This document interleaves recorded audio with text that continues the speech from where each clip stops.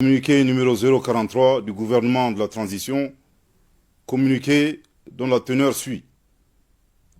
Par décret numéro 2023-002 bar PTRM du 6 janvier 2023, Son Excellence le colonel Assimi Goïta, président de la transition, chef de l'État, a accordé sa grâce avec remise totale de peine aux 49 Ivoiriens condamnés par la justice malienne pour les infractions suivantes.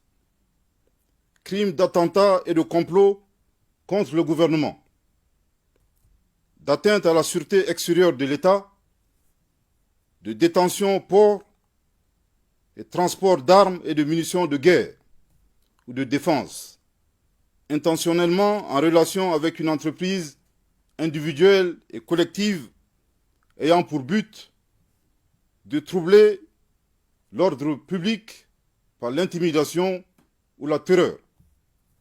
En cette circonstance, le gouvernement de la transition et le peuple malien remercient Son Excellence le colonel Assimi Goïta, président de la transition, chef de l'État, pour ce geste qui démontre une fois de plus son attachement à la paix, au dialogue, au panafricanisme, à la préservation des relations fraternelles et séculaires avec les pays de la région, en particulier celles entre la République du Mali et la République de Côte d'Ivoire.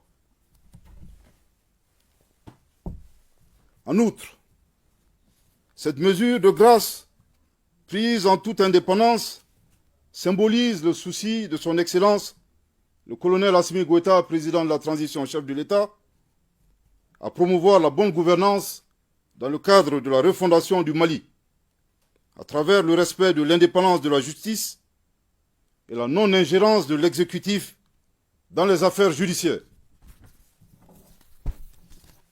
La mesure de grâce prise par le président de la transition vient ainsi conforter la dynamique créée suite à la signature à Bamako le 22 décembre 2022 du mémorandum d'entente relatif à la promotion de la paix et au renforcement des relations d'amitié, de fraternité et de bon voisinage entre la République du Mali et la République de Côte d'Ivoire. À cet égard, le gouvernement de la transition renouvelle sa profonde reconnaissance au président de la République togolaise, Son Excellence M. Faure et Sozimna Gnassingbé, pour ses efforts inlassables et son engagement constant pour le dialogue et la paix dans la région. Dans la gestion de cette affaire, qui était bilatérale depuis sa survenue jusqu'à son dénouement, le gouvernement de la transition a été indigné par l'attitude partiale de certains responsables contre notre pays. Le cas le plus récent est la position agressive du président en exercice de la CEDEAO, Son Excellence M. Umaro Sissoko Embalo, qui, après avoir échoué lamentablement à porter atteinte à l'honneur du Mali devant les instances internationales, vient d'opposer un ultimatum au gouvernement de la transition concernant la libération des Ivoiriens. Le gouvernement de la transition voudrait faire remarquer à Son Excellence M. Embalo que depuis le 14 janvier 2022, le Mali ne figure plus sur la liste des pays intimidables et a définitivement retrouvé sa souveraineté. Je répète, le gouvernement de la transition voudrait faire remarquer à Son Excellence M. Embalo que depuis le 14 janvier 2022, le Mali ne figure plus sur la liste des pays intimidables et a définitivement retrouvé sa souveraineté.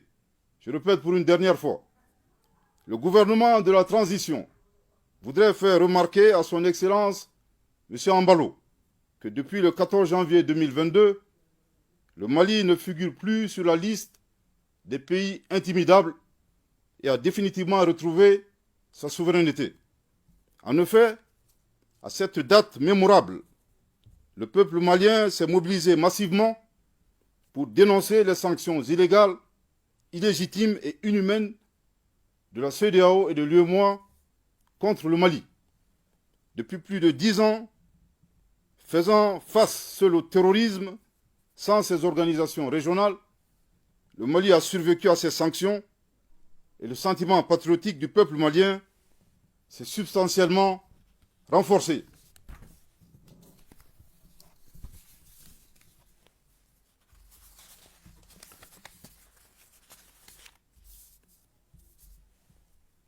Aussi, dans l'intérêt des peuples ouest-africains, notamment la sécurité, le bien-être, le gouvernement de la transition invite respectueusement son Excellence M. Ambalo à donner des ultimatums aux groupes terroristes qui constituent la plus grande menace en Afrique de l'Ouest, ainsi qu'à canaliser ses efforts dans l'éradication de la pauvreté dans la région.